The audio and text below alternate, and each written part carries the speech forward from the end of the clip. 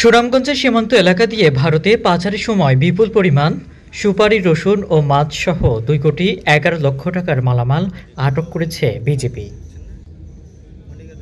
বৃহস্পতিবার সকালে দোয়ারা বাজারের বাংলা বাজার বিওপির একটি টহল দল অভিযান চালিয়ে বাংলাদেশের অভ্যন্তরে কুশিয়ারা নামক স্থান থেকে এসব মালামাল আটক করে।